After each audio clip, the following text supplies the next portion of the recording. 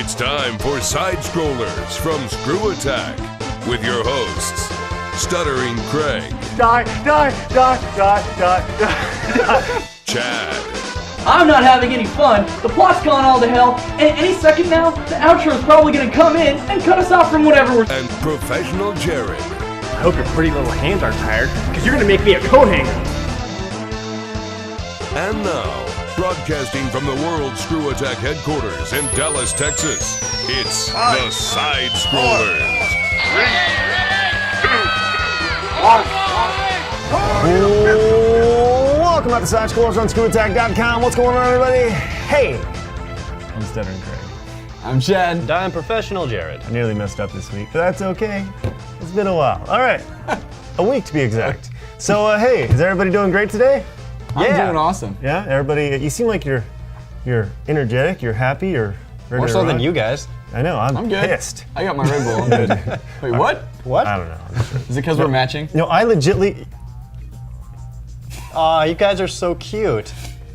That's what happens when you get shirts for free. Who's the good-looking one? You decide. Okay. Leave your comments below. Now we're in a contest. That's right. Okay, so man, no, honestly, I'm super excited. Super excited. I haven't been this excited in a super long time. Like, Why so? So many supers. well, I'll tell you what. Yeah, I know. If you've been following me on Facebook and us on Twitter, we've been very vague about some things over the last, I don't know, 6 months, and maybe it's even longer than that. We're jerks. Yeah, it's been really bad. So next week is the week where everything comes to fruition. Next week's SideScrollers will be unveiling probably the biggest, definitely the biggest announcement in ScrewAttack history. ScrewAttack's closing down. Shut up, Jared. Last SideScrollers next week. Sorry. No, but you have noticed probably some new faces that have been brought in. Sean, the new news director, Lauren, who is going to be a writer for us, as well as several new interns are making their way around. We're prepping. We're prepping for some things. So just hang tight. Next week, big announcement. Super excited about it. Can't wait to share with you guys. Everything's going to make sense. Why SGC didn't happen this year. It's going to make sense. Things like that. So just hang tight. 7 days, the countdown has begun. Next week on SideScrollers. All right. But this week on this side, man, oh man, we have a lot of stuff going on because Tons of stuff. Unaware Steve made his triumphant Back. return to QuakeCon, and he still has no idea what's going on, which is, What makes him so lovable? yeah, it's really weird. He's somewhat cuddly in a weird way. You'll also see Brad. Actually, we wanted to make sure you guys got to know who some of the new people are around the office in the new HQ. So Brad took it upon himself to do some interviews as well. You saw Sean's cover letter this past week on the Clip of the Week, but Brad felt the need to interview both the new intern, Chaz, and the new news writer, Lauren. So you'll get to see those in the next week or so. As well as the first announcement of the first 2 games of the Iron Man of Gaming that's coming out this Friday, which once again we announced this past week. Where's it going to be? Let's get the It's going to be at details. NecoCon, which is November 4th through 6th in Hampton, Virginia. So everyone should go. If you're in the Northeast, it's definitely the place to be. We're going to be competing for the first time ever. You, the Iron Man of Gaming, will win the Iron Man of Gaming Championship belt to take home. We've never actually given it to take home. This year, you will be actually getting your own belt. Oh, that's news to me. Pretty sweet. Sorry, I surprise. hadn't shared that with you. No, you hadn't. Okay. I shared it with everybody but Jared. And by everybody, I mean just Chad. Yep. So, Everyone Aw, that I'm matters. well, Chad's the board of directors for Iron Man. I am the board, not the director. I am all. The board of director. There you go. All right, so there you go. Yes, big week this week, even bigger week next week. So let's just get right into it. It's time for my favorite segment, your favorite segment, everybody in the world's favorite segment. It's time for Hard news. All the day's news from this past week. It's time for Hard news. yes. Yep. Okay, so it's been beginning to be pretty commonplace that people are putting in these new one-time use download codes in brand new games that gives new game purchasers like some sort of bonus or exclusive content that people who buy the game use do not. Yeah. Right, like Now- okay, costumes, stuff like that. Yeah, well, there's 2 new ones, 2 rather larger ones, kind of doing it a little more different, more extreme, depends how you look at it. For one, the new Warhammer 40,000 Space Marine game is going to get a cooperative mode 30 days after its release, and it's going to be free for anyone who buys the game new. Wow. Wow. An entire game mode. But if you buy it used, then you'll have to purchase it separately. Wow. How much? Probably $10. That seems to be That's par for the crazy. course. That's wow. That's So- like that's unprecedented. Yeah, not just like online maps Yeah. or a arena Costumes mode, or or it's a whatever. full-fledged 5-player co-op mode. Wow. Man, it seems like a lot of companies are really trying to just hurt the resale industry. When did $60 stop being the price for a video game and start being price for 3/4 of the game? It's the starting fee. Yeah, it's like a subscription fee almost that you. I don't know. It's not really a subscription, but yeah, it's like the starting fee. I think it's a great way to put it. Yeah. Another company that's doing something It's your down payment. along the same lines of trying to stave off used sales, but far differently. The upcoming very, very prolific id game Rage is actually locking away single-player content for people who buy the game used if they don't have that download code. Basically, throughout the entire expansive wasteland are all these like sewers and manholes that you can kind of get into like basically a dungeon for like extra loot or kills or whatever. It's not part of the main quest by any means, but just kind of like a side extra where you can get like bigger or better weapons or crafting materials and things like that. And that's going to be completely locked unless you got the game new and activate the download code. You know, it's funny that we when we first started talking about this a few months ago, and you say it's become like commonplace now, but you got to remember, this is just like DLC. Like DLC really started becoming prevalent in 2006, Yeah. and it was like, well, I remember talking about this very early on with ScrewAttack, and DLC was just kind of coming to fruition, and people were just experimenting with it, and we're like, well, if it's not too bad, whatever. And now DLC is in every single game; Right. it's part of it, and I think that's a great way to put it in terms of a starting fee. And you can buy part of the game if you buy it used. But I don't like this. I don't like it at all. I like the idea that when you buy a video game, you buy the full game. And I realize that this is just a difference between new and you users. I understand that, but I don't know. It's like buying Super Mario World for your Super Nintendo, but not getting the Star World Not getting or Yoshi. special, or the special world. You know? Well, the other thing is you got to keep in mind every one of these things. Not only do you have to buy it new, you also have to have internet. And again, I know we all say it's pretty much a given now. Everybody has internet almost, but I don't think they should ever lock out single-player content, because a lot of people who don't have internet, the games that they're going to primarily be buying, obviously, are for the single-player That's a good experience. point. So if you're locking out content from the single-player experience and they can't get online to do it anyway, like that just, I don't know, that sucks.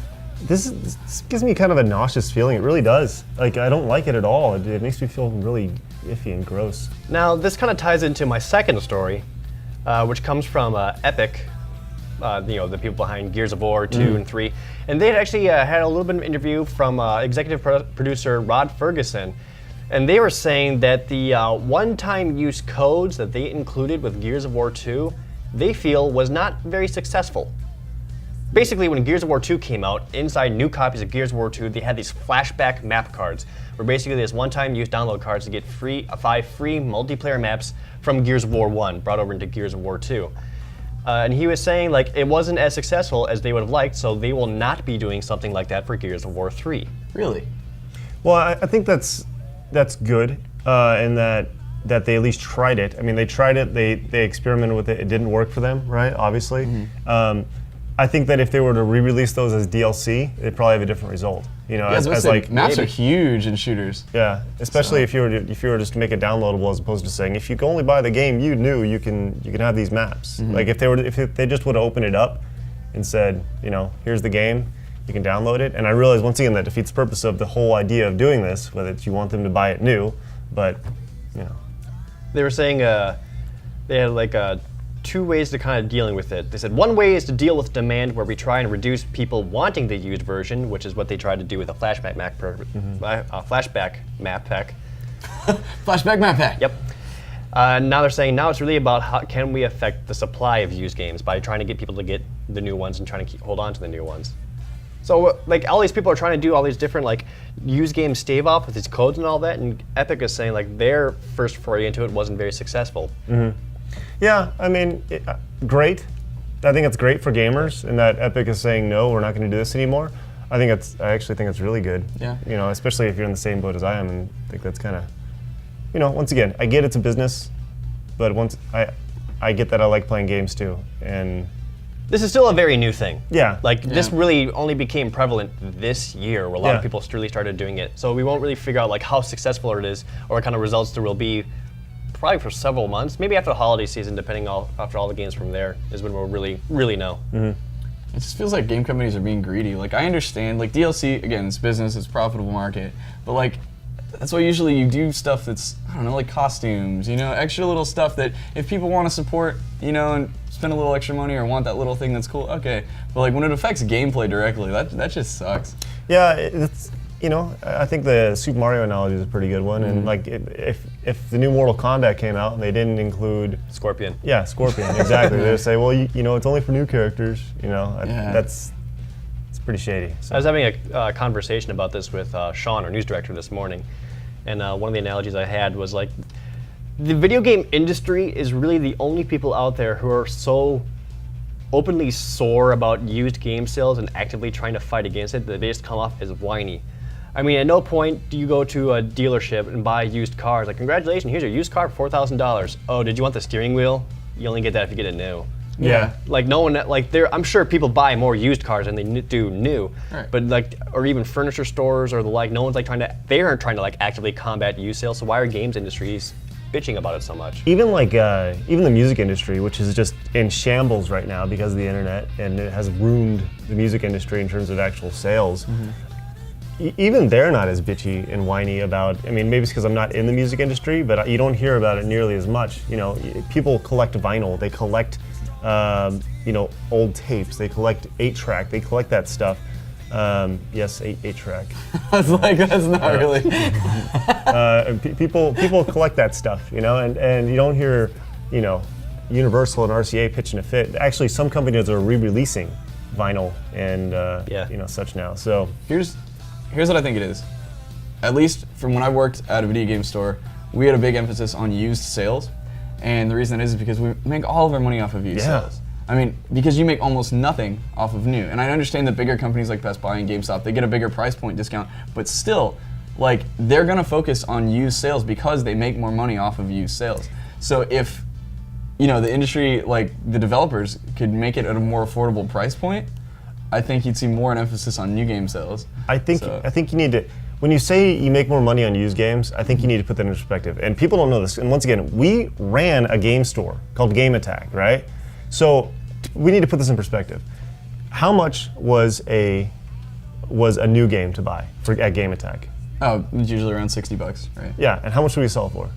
What What do you mean? Like when Basically, we bought a new game to sell. Generally speaking, any video game store will make about $5 off Yeah. of a new game sale. So $53 to $55 usually is what you get cost yeah. on a new game. So you buy these things, and so just to put that in perspective, you make $5 off selling a new game, right? Yep. So that means if you have one extra copy of a new game that you bought, you're in the hole because you got to sell 10 of those, 11 of those, just to make up the money. You got to. So if you have 13 copies and you sell 11 of those brand new copies, and you know you're still down one copy, you're still down $55. So that's why used is so efficient, because you effectively you're getting the product back. You know, if you're giving them $20, and then you're selling it around for $40, so you're making $20.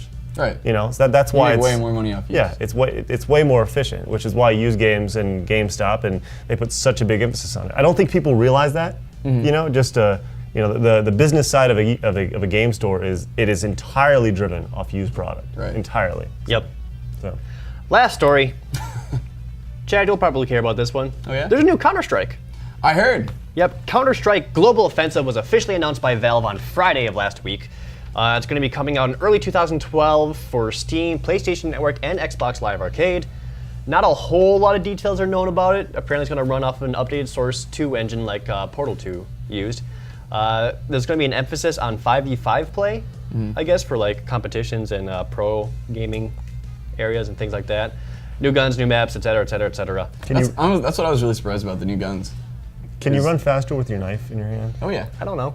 Yes. I think that's important. That's in this Counter-Strike. new game. Yeah. People would rage if you didn't run faster. Okay. No, I'm pretty excited. Like I used to be a huge Counter-Strike player, 1.5, and then I played a little bit of 1.6, and I have Source, but actually in forum questions, I didn't choose this one, but I was going through, and one of the G1s asked about Counter-Strike, and do you think that this will be a competitive game on console? And console? Because they're putting it out on console as well. And the thing is, like, I tried Counter-Strike for Xbox, and like it just Xbox doesn't. sucked. It did suck, but like it just, I don't know, it just doesn't work. There's way too many gun options and stuff, you know, and like you got to buy your guns, armor stuff, and like they had that little like pre-loadout menu and stuff. I don't know. We'll see how it goes. I don't think it'll work so well on console. I'm probably.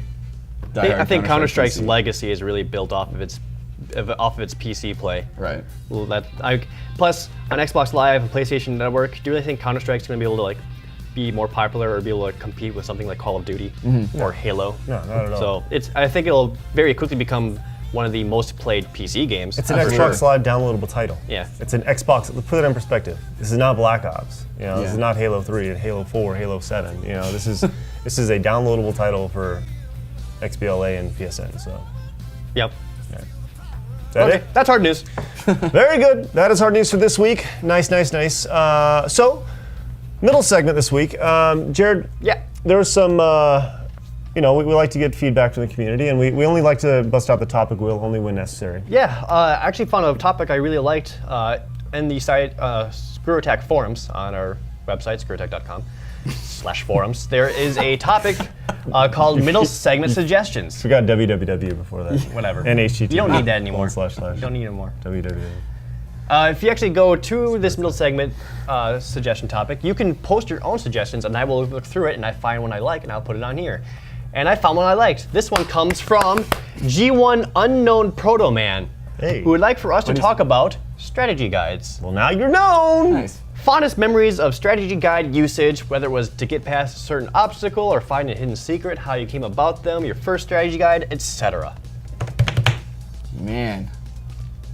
When you said first strategy guide, I'm trying to remember. My first. Go ahead. Yeah, I know exactly where I'm going with this. Strategy guides to me always felt like a big old cheat code, and I never embraced the strategy guide. I never liked them. I never bought them. I always thought they were a waste of money because I thought they devalued the game you already bought. So I was never a big fan of them. Now, with that said, when I was at the store, I would just casually stroll through them, just check them out. Oh, yes. Someone was prepared. That's right, strategy guides. Now, this is the type of strategy guide that I'm talking about. Top secret passwords for the Nintendo Entertainment System. Let's just check some of these out. Let's see. Hey, you got a favorite NES game, Jared? Blaster Master. A Blaster Master? Let's see what we got. Blaster Master is not in this game. What about you, Chad? Oh, it's a little. Let's say Pilot Wings, because you were just on it. Do you want me to pick another one? Sure. Desert Commander. Desert Commander. I'm gonna say that's probably not in this either. But Twin Eagle. How is Krusty's Super Funhouse in this? Let's see. Desert. You get Dragon Strike. I'm just gonna keep picking games. How about Faxanadu? All right, Faxanadu was a great game, right? You can see it over here. It's got different codes and such that you could play, and allows you to get different areas in the game. Gargoyle's Quest and Gargoyle's Quest 2. I don't know. This is just like such a nostalgia trip for me. I love Goonies 2, Gremlins 2. Do you guys ever play Gremlins 2? Like on the map. Yeah. Yeah. They did it for you. That's so helpful. Like, what is the point of that? It's so simple and easy. But yeah, I mean, they're fun. I would never buy one, by any means. See, I loved it. My strategy guide thing is always from Nintendo Power renewals. That was like the coolest thing about renewing your Nintendo Power subscription was that you got to check one. It's like, what strategy guide do I want for free? And like, I didn't so much use them to ever get past anything I was stuck on. But what it was really helpful for is like getting all the little extra things you don't know about. Like, you know, like I'd be going through, like, say, Ocarina of Time and be reading and be like, hey, while you're here, you can do this. And I'm like, oh, that's awesome. You know, like something I would have never have thought to find, you know, or do whatever. Sure. And that's why they were really helpful for me, and I thought they were pretty awesome. The first strategy guides that I got, the very first one, was the official Nintendo Power strategy guide for Donkey Kong Country 1. Oh, really? Mm-hmm. And I got that because I had convinced my mom to let me sign up for Nintendo Power. And of course, you got to select one. I got Donkey Kong. Nice. And it was so helpful because there are so many goddamn secrets in that game that awesome. it helped me get 102%, which I would not have been able to do on my own as a child. Nice. And then when I got it renewed, a year later is when I got the Super Mario 64 strategy guide. Yeah, it's funny looking through this thing. It's actually pretty cool because it's got all the enemies and bad guys and such. But the Nintendo Power one's maps are so much better. They are. Well, look at this. I've never seen the map look like this. This is for the very, very first level in Mario 64. And look how I've never actually seen it like this. What's that? It's Swamp's Fortress, second Oh, level. sorry. Noob. Sorry. There's that. Whatever. But you get the gist of kind of how it's built out, and I've never actually seen it in that perspective. cool, so yeah. you only see it as how you play it. So that's pretty cool stuff. My first foray into Nintendo Power was Dragon Warrior, the Dragon Warrior promotion, where they give it away. It's pretty cool. But I have a Street Fighter 2 Championship Edition or something. Strategy guide? Strategy guide. Yeah? Yeah, and as a kid, I was like, oh, but now I'm like, what could you possibly, what strategy guide, Well, strategy guides are kind of, they've gone the way of magazines in that they're kind of pointless now. You can get everything you'd ever want online. Even though we're talking about used game stores, they rely so heavily on those strategy guide sales. It's ridiculous. Yeah. That's why they're always trying to upsell you when it comes to GameStop and such. That's the other thing. Yeah, it's like, you want to buy the game? Get the strategy guide with it. Like, when I worked at Blockbuster Game Rush, we were really pushed to do that. And a lot of people did it, but, I don't know. Why buy the strategy guide before you've even played it? I guess, I had that. That sparked memories. It actually does have your name on it. Does it really? Cross it off. There it is. This was yours. Nice. Blast from the past. Sure enough. Yeah, I brought in all of my Nintendo Powers and stuff and just combined them with Craig's, which is why we have 10 million. Which, by the way, if you're following my Facebook, I'm still missing a few copies. So if you guys want to contribute and donate, it would be greatly appreciated. We got a big Nintendo Power special feature coming your way. So Actually, look, I found this in our stack is the Super Game Boy.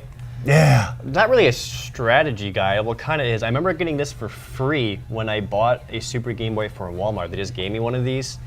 And it actually has a little bit of walkthrough of a bunch of different games in there. But the reason I like this one so much is I gave a bunch of different color suggestions for all the different games. Hey, do you want Legend of Zelda Link's Awakening to look like this? Whoa! Put in this password or modify these codes. And of course, as a child, I wasn't creative enough to figure out how to do it on my own. I just drew wieners.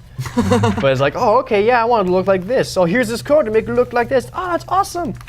Change the code and you go to different areas, have blue rivers and green swamps or Kirby and stuff like that. So I had very few of the games that were in here, but I was just trying to recreate these color schemes because I thought they were the best. yeah. And it was in a book, so they were legit. Well, you could play your Game Boy games with 4 colors. What do you think about that? That's way more than the current shades of green and gray. They had Speaking before. of the Game Boy, right? The director of Awesome Angel was in town this past weekend, and he was in town with his lady friend. And his lady friend had never played the original brick Game Boy, and she was like, her, that's so stupid. She's like, I only played the Game Boy Advance. Okay. And guess what? I put Tetris in front of her, and she was suckered in. It was great, and she couldn't put it down. So much fun. That's awesome. So we obviously have a lot of memories of using strategy guides when we first got them. Can you think of the moment or around the time where you decided to stop using strategy guides? 'Cause Well- I know I don't use strategy guides anymore. Yeah, like I said, I always kind of thought of them as almost cheating. My only strategy guides were Nintendo Power, and when I ended my Nintendo Power Yep. subscription, that's when my strategy guide foray ended. Exactly the So, same for me. Also, the internet came out. Yeah, yeah. I think the last strategy guide that I actually owned was the strategy guide for Mortal Kombat Trilogy and Nintendo 64. Oh, yeah. It was really helpful just because right there you could see all the different combos and special moves and their fatalities. Well, you could see the fatalities. You had to do the fatalities to actually see them. Oh, in I could do motion. them. Whoa! But I think that's After why reading them on a. that's why I stopped actually using strategy guides. I haven't used them since I haven't owned a strategy. I know a lot of people like to get them now just because they're kind of collectible, which I still don't really do. Again, along your eyes, I kind of see it as cheating. I don't like using them. Yeah. Now I do have some strategy guides because when I worked at GameStop, after so many years, older game strategy guides just no one would buy them anymore. So they would basically throw them away. So I would take some home. Why not? Yeah. They're collectibles. So You didn't pay for them. You So I got already some beat for it. Metal Gear Solid 4 and things like that. But Sure. aside from that, I don't use strategy guides anymore. Yes, show them. Show them. Look at how many! all the Look at all the gear. merchandise, dude. I forgot about that. I wish I could get this now. As a kid, I jacket? was like, oh, whatever. But man, that would be kick ass to have a freaking golden eye. Fonzie jacket, apparently. That's amazing. That is pretty awesome. Cool. All right. So obviously strategy guides play a big part in our love for video games in general, even though I never bought them. So I still enjoy them. Look, if you don't enjoy reading about video games and the games you love to play, then there's something wrong with you. So Everything but the martinis. Okay. I'm There you taking go. this back home, by the way. That wasn't supposed to make it into the Nintendo Power Pop. Strategy guide it. talk. Oh no! did you break it? Break it? No, but I totally spilled Red Bull on it. Oh, sucker. That's been back in your position for what, 10 minutes, and you can't even take care of Shut it. up! I know, man. Damn it! No wonder we don't give you nice things. It's mine! Don't give you nice things back. All right. So yeah, Strategy guide strategy talk. guides. Great, way to go. All right. Once again, if you have your own suggestions for a middle segment, go to ScrewAttack.com/forums and give us your 2 thoughts. Very nice. All right. That is middle segment for this week. But right now, it's time for the SideScroller News Desk. Hit the music. All right. How can we top last week's Florida I Rifting know. News Desk? Well, we have several Florida stories this week as How well. can Florida top Alright. itself? It's time for the Florida News Desk. Yeah, I was about to say, let's just name it that. All right, this one comes from G1 Jonah. Now, let's say, Jared, Yes. you're a fine-looking female. You're a fine-looking female. Thank you. You got a fine-looking husband over here, or, What the hell? or boyfriend, right? Why am I the girl? Let's say you're a female, Chad. No, switch it back. I'm All right, okay. with it. okay. All right. Let's say your wonderful boyfriend is sleeping on the couch. Yeah. What is the one way that you would want to wake him up? Setting him on fire. Well, you love this guy. Oh. Yeah. Yeah, you love me, Jared. Do that thing you never do. I would only do that if I really want something, like a necklace. Well, apparently you want necklaces. No, just all right. All right. Is the thing that she never does blow her fingers off with fireworks? Because that's what Jared did in this She instance. tried to wake him up with a firecracker. Wait, Yes. blow her finger off or See, I his thought- fingers? When you said blow, I thought we were going a totally Yeah, me different too. direction with this. Let's go to Gainesville, Florida, where a 36-year-old woman and her boyfriend told Gainesville Police Department that they had been drinking, and she lit fireworks off in an attempt. That's why I was with Chad. I was wait- drunk. Oh, in an nice attempt to one. wake her boyfriend up. You can't do better. Goodbye goodbye thumb, middle finger, and ring fingers. She had That's right there. Who holds it? Because he was in the like, middle of rocking hey. out. Yeah. Let's do this. Bah! No. Now she's just constantly giving the devil horns. Like, Awesome. Constantly rocking. she loves to rock. She could never be. If she ever wanted to poke your eyes out, she could never be stopped. Ah. Yeah. So, Oh, congratulations. that sucks. You can't even grab things. Look, it's like, no. They can't even serve as chopsticks. Well, let's say you remove these 2 fingers. I mean, I guess that could technically thumb. work. You have to be very flexible, otherwise you'd That's be true. like a very poor crab.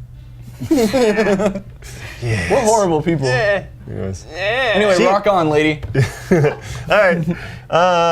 Now let's go to. Oh, you know what? This one is from. Where is it? Here we go.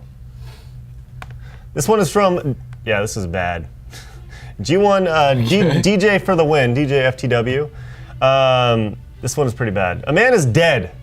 Okay. A man is dead. Seems par for the course. This is so gross. All right. Okay. Then tell it to my camera. What do you not want to put up your friend's butts? Your friends? Anything? Anything. Anything at all. Especially not a creature. Well, okay. then you'd be a good friend of mine, because you don't want to do that A to Komodo dragon. me. Well, Komodo dragon, eel, you know, it's one of those things. Once again, a friend was sleeping, Oh! and his friends were like, hey, you know what would be funny? Let's put an eel up his ass. So they Eel will think it's a natural cave. This guy has got to be the world's most sound sleeper. He is. He's dead. Well, he's dead now. Yeah. Apparently. Whoops. The guy was. Here's the thing. This is. You would think like this is something that like you know, some college friends would do, right? Yeah. This guy was 59 years old. 59. This is 6 years away from retirement in the United States of America, right? What kind of He was a chef. what kind of people was he hanging out with? I don't know. Dude. I picture him like, they like put it up, this will be funny, we'll pull it right out. Oh shit, Oh, where'd it no. go? Like it just shot.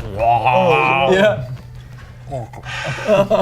So Too far? the eel. So I got this KY and this eel. What do you want to do? The eel. Bob's asleep. Sorry. Save the created- KY. The eel's naturally slimy. He started. The thing is, the guy didn't know. He's asleep. Well, yeah. So he woke up and he was like, My ass over the hurts. next week or so, he was complaining of like internal pain. Oh, was he an instantly?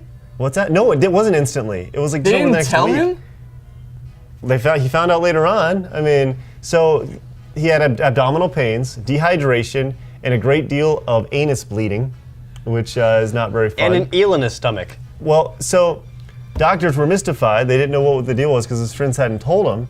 And, they took him in, and he eventually died 10 days later, right? Then they did a little autopsy on him and found this eel, which was clearly already dead, but it had done all the havoc on the guy. So, Oh my god. yeah. Those are the worst Worst friends friend- in the world. How can you not tell someone? Somebody's like, man, I'm so sick. I gotta go to the doctor. My, ass is bleeding. God, I'm really Oh. concerned. Yeah, that Like sucks. after 2 or 3 days, like those same group of friends are like looking at each other. Oh God, we gotta tell someone. No, we should see how this pans out. Hopefully he'll just poop it out. Maybe- yeah, I know, right? Maybe we'll be in the clear. He wasn't, and now he's dead. Oh my Congratulations. god. So, Wow. Man, that got all funny until the end. Yeah. all right. Good thing we have a third story to bring our spirits up, right? What? All right. Happy fun. I haven't read this one yet, but let's go to St. Petersburg, Florida. Very scary. Still in Florida. This is from Jonah again. G1 Jonah. 71-year-old man was arrested. What was he arrested for? What do 71-year-old men do? Prostitution. Close? No, it's just prostitution. Speeding But he was on the on- streets. He was in the streets. Selling drugs. Nope. He was speeding on his motorized chair. No, he was arrested for tagging up with a little graffiti. 71-year-old man. Yes. Take that, authority. He was drawing Viagra. No, yes. He Feel was the wrath of Grandpa John. 71-year-old graffiti tagger Charles Ignatius. He did this at night, so about 4:30 in the afternoon. Middle of the night. No one will catch me. As he walkers away from the scene of the crime. It's the fuzz. She is it. Yeah. Sorry. Long What did story he short, tag? It doesn't say. He was just painting. This is such a bad pun in this story that I'm reading. It just says, he got arrested for tagging things up, whatever, and then at the end it says, and it looks like Wesley has painted himself into a corner of a jail cell. That was all great until the last line. Way to go, Jonah. It's your fault. Anyways, no. There you go. That's the news desk for this week. Real quick hitters. Awesome. What did we learn this week from the news I'm just desk? gonna go back to the rock on lady, okay? That's the memory I'm gonna choose. All right. What we learned this week is if you have a friend that's asleep, don't attempt to do anything horrible to him. Something bad is going to happen. That's right. I know this is kind of hard to accept, but please don't put anything in your friend's ass when he's sleeping. Just try and resist the temptation. Even if he wants you to, do not. You guys don't have one of those friends that's Nope. Well, maybe we do. All right, so. Do I have a friend sitting to my right? no. Okay, I'm just curious. 4 Four questions. questions! Round Gamer wants to know, can you explain the process, how you got NecoCon to host IMOG, and maybe what other cons were in the running? Fire away, Chad. Actually, a lot of it goes out to Roger at Tainted Reality. Angel had met this guy who does booking for like Japanese bands and stuff, and he's also doing the game room for NecoCon this year. And we had spoken a little bit at MagFest and stuff, and he was interested in having us come out and doing something, and we needed a venue for Iron Man, and I'd been shopping around at a few different places. Shopping. Shopping around, yes. But yeah, no, we got to talking, and everything worked out. We've been working on it the past like couple months, and finally everything got finalized. So it's gonna be NecoCon, Hampton, Virginia, 4th through 6th. everyone should come and prove that you're the best overall gamer. November 4th through 6th. That's what I said, didn't I? You just said 4th through 6th. November 4th through 6th. 4th through 6th. Right after Halloween, we're gearing up Yeah. for the biggest competition in the world. And Also- people are like, you're going to crown the best gaming player in Hampton, Virginia. Well, no. Anybody can come. Anybody can come. Here's the thing, if you want to be the best, you got to be there, sucker. We've got returning champions coming out. Yep. See what you got. Once again, nobody's ever won this tournament twice in a row. That's how difficult it is. Nobody, I don't know if anybody ever will. We'll see. I don't we'll know. see. It's fair game. Just got to train. First 2 games announced this Friday. All right, what else? Let's see. Next up, we have a video question from G1 Coyote again. Hey, ScrewAttack's G1 Quixote here. Now that you've moved into the new place, I'm wondering, is Nick broken anything yet? That's my only question, really. Alright, thanks for everything. Damn it, Nick. Wonderful. Lovely. You know, we say don't put any production value, but he's the only one who's allowed to. That's right. Such a good G1. Yep. Coyote. All right, has Nick broken anything? Actually, no, he has not. Yes, he has. What? What? Do you not remember? Or what? No, or was that Ben? That was Ben. That was Ben. That was Ben. Dang it. Yes. Nick has not Nick yet. copped out though. Because Nick has actually not been here. Exactly. He was on a mission with God this past week, and he was at church camp. And hey, that's cool. But he wasn't here, so we officially got in last week, and he wasn't here to break anything. So the countdown has begun. How long until Nick breaks something? Now, with that said, But his legacy lives on. Can we have a contest? no, I don't want Nick to break anything. No. Well, I'm saying because people can guess. I want people to guess the same Oh way. yeah, let's do it. Let's put it over. Set up a pool. Yeah, okay, Yeah. Let's do that. Let's do that. Post in the ScrewAttack forums, not on YouTube. We can only do this create a thread. in the ScrewAttack forums. Post the number of days until Nick breaks something, and the person who posts first with the day, it has to be an exact day. It can be like, I don't know, post an actual date. That'll be good. Yeah. Like an actual date as Right. opposed to 7 days from now. It'll be like, post September 14th, Right. 2011. And whoever is the closest without going over will be the winner. Can only guess once. Yes, you can only guess once. We'll only take one, and so there you go. And we'll get you a prize. Yes, it's gonna happen. You'll get a 2-up for the internet DVD. Yep, right? there you go. There you go. But with that said, I have placed the my Disney poster close to another door. With I know.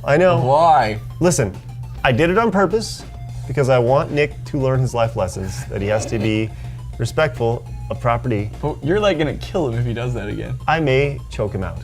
Yes. But hey. But someone will get a DVD. Exactly. There's a silver lining to everything. All right. Honestly, I don't think it's going to be that long. But anyway, next up we have another video question, this time from Jumpman565. Hey guys, Jumpman565 here, and I recently turned this normal NES zapper into a laser pointer, and I was wondering if you guys had done any kind of modifications to any kind of video game stuff like this. I know Chad's done some fight stick stuff in the past, but I don't know. Lasers are pretty cool. Thanks. All right. That was a kind of a horrible question, but it was a great thing. I mean, Yeah, that it was awesome. kind of showing up. That was really awesome. I want one. Laser zapper. You should just turn your idea. Ding ding ding. You need to turn your laser zapper into photon or laser tag. How cool would that be? NES zapper. NES laser tag. You could just play Captain N. That'd be great. You could just play Captain N. That'd be great. I'll be Eggplant Wizard. All right. That'd be pretty awesome. Yeah, I've done a lot of fight stick mod stuff, dual modding. I think the first thing I ever did was back on Nintendo 64. I took my controllers. I had a yellow one and a gray one, and I flipped the backs. So I had a yellow and gray one and a gray and yellow one. That was the beginning. But I used to do some work on Xboxes and lots of crazy stuff. So, but mainly I'm just into fight stick stuff now. I haven't done any modding to make a video game thing do something that's not video game related, like put a laser in it.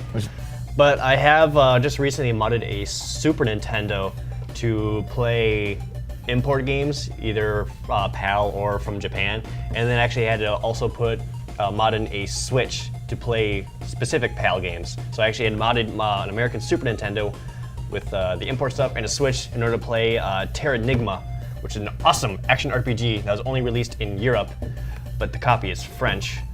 so I play it with a Google Translator right at my side. Do you really? That's gotta be the slowest gameplay ever. Okay. Well, thankfully there isn't text all the time. And like, I have at least like a rudimentary understanding of French, so I can get through some of it. Oui, oui. Les attack. Ha ha. Those are those words exactly. Yes, guys. Yep. Right on the head. Awesome.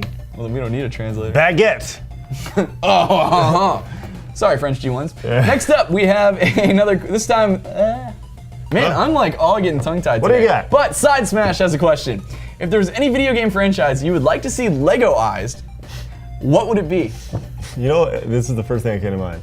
Was some sort of fighting game. And I did too. Like, can you imagine how hilarious it would be to have Mortal Kombat. Lego-ized? He pops his head off. It'd be like the kids' Mortal And then Kombat. you just get a It'd sad be on face. blood. My head's gone. Yeah, that would actually be really funny. And I know people would, like, it'd be great if it was like a downloadable game or something. It couldn't be a full game. Lego-ized, it's gotta be, the thing that makes those Lego games so great is that they take somewhat serious properties and they make them fun and quirky and such. So, you know, maybe if you were to do something like Dead Space, you know, and Lego-ize that. Oh, and their legs are just crumbling off. Even Mass Effect would be interesting No. to see. No. Don't you Halo? touch Mass No, Effect. no. That would be pretty sweet. That was actually an April Fool's joke from EGM a couple years back. Which That's sucked what because I people thought thought about. once again it was real and they were coming into GameStop asking to pre-order it and I had to slap them.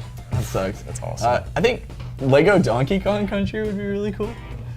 I don't know. I just think it'd be interesting. I don't know if they have Lego monkeys. Not like Donkey Kong at least. Come on, let's get real here. Yeah. Come on, Chad. Sorry. Ooh. I would like to see Lego Battlestar Galactica. Like Galactica? Sure. All right. All right, nice. Okay. It sounds Is there pretty anything much anything is cool in Lego form. I'm not gonna lie. It would be very entertaining. It looks like we had a crap ton of birthdays. We this do. week. That's it for forum questions. But remember, Jared gave out a ridiculously easy challenge. So we have lots of birthday stuff. Metroid. But surprisingly, some met up to your challenge, Greg. Data boys. and All right. girls. First Any up- girls? I don't think so. Data boys. First up, we have Keegan B314. I missed him last week, actually. He's wearing the world's most ghetto Poison outfit, but I gave him mad props for trying. Is that Lovely. towel hair? Yeah, the towel hair, and like, so my bad for missing you last week. Next up, we have Johnny C. And it's not his birthday, but Craig allowed an exception for this because it's almost the best Captain EO costume ever. He's got the full-on everything with a little thing on his shoulder. I can't complain about that. And Yeah. like, if you're gonna cosplay as Captain EO, that's amazing. And if you're gonna dress up just for side-scrollers, I'm fine with that. Yep. Next up, we have Jonah Linder, who has Captain EO perm and has GameCube Metroid games over his nipples. Congratulations. Kind of Nice. perturbed. Yep. Then we've got G1 Misak, and he is, let's see, he's pulled up a Metroid emulator next to the Captain EO logo on his computer. It's kind of weak. I mean, but we'll count it because we've already talking about it. I once again, you should play Metroid on your real NES. So. But he tried at least.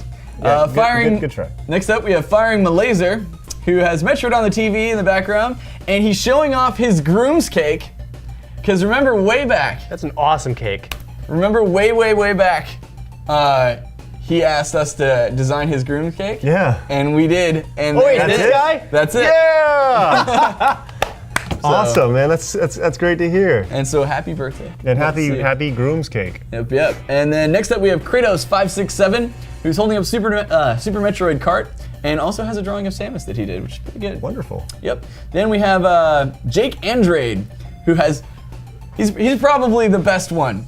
He is wearing 3 Captain EO t-shirts, one on each arm.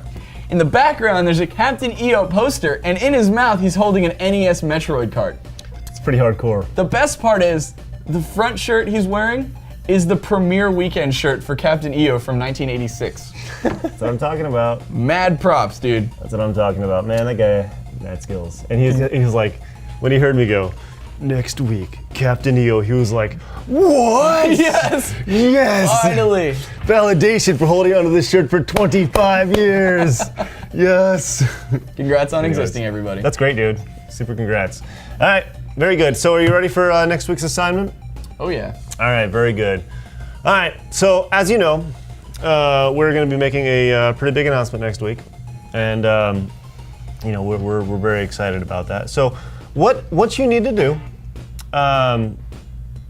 for next week is you need to dress up as a previous member of ScrewAttack. So whether that be Corey or Destin. It has to be somebody who's left? Yeah, someone who's left ScrewAttack in the past. It doesn't matter if it's anybody. If they're a part of ScrewAttack's history, I don't care. Throw them in there. Dress up as Bebop and Steve. That's what I was about to say. It's like exactly my first thought. Like 2 people got that. 2 people probably got that. Oh my god, that's great. I show a picture of nothing and it's Jocelyn the intern. I'm sorry, I derailed you. That's all you need to do. You just need to cosplay as somebody who's no longer with ScrewAttack. So I think that'd be hilarious. Just do. And just to Yeah. just to specify, because I've had people actually asking me to send your birthday pictures into chad@screwattack.com. Yep. Chad handles all the birthday things, so Chad, CHAD @screwattack.com for your birthday pictures. Get them in by Sunday. You know, real quick, somebody, like, they're bitching about, like, they don't know if Corey's still here or not. Corey is not with ScrewAttack anymore. She's been working for another company for a long time. She hasn't been here for like a year. Yeah, so, like, you know, like, she's not, you know. Well, because originally we said she was going to still do some stuff, Yeah, and then and just schedules didn't work out, so it just kind of So, yeah, she's not with ScrewAttack anymore. You know, it's like, you know, she'll always be a part of the family type of thing. So, you know, so yeah, you know. Little clarity here, a year and a half later, but you know, that's the internet for you. Yep. All right, so there you go. That is SideScrollers for this week. Don't forget, mega huge announcement next week. It's going to be huge. Can't wait to share it with you. Mega huge. 7 days away. Start the countdown. It's exciting times over here at ScrewAttack. New HQ, new staff, all sorts of new stuff going on. All right, so until next week, hey, I'm Stuttering Craig. I'm Chad. And I'm Jared. For SideScrollers at ScrewAttack.com. Bye-bye.